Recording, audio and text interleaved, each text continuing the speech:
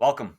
A week ago today, my family and I were driving to cut down our Christmas tree, and we went past the Leesburg outlets. And there was a line, not just to get into the parking lot, but to get off the exit that must have been at least a mile long at 8:30 in the morning.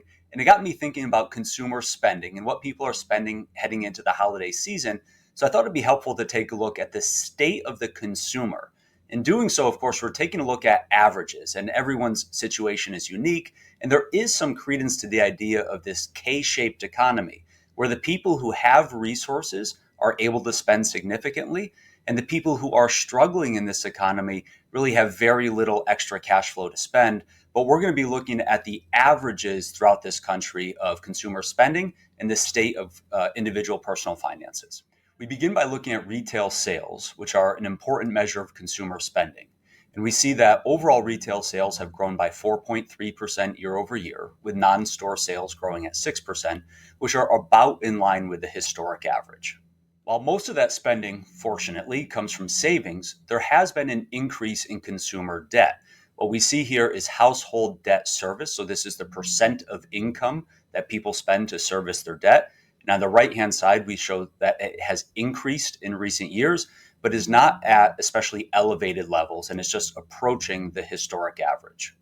Another way to assess the health of the average consumer is to take a look at delinquencies. Here we see both credit card and auto loan delinquencies, which were rising over the last several years, but fortunately have leveled off so far in 2025. Now, the flip side of spending is savings. And what we see here is household savings rates as a percent of disposable income. Disposable income is net or after-tax income. And what we show is that the latest number is a meager 4.6%.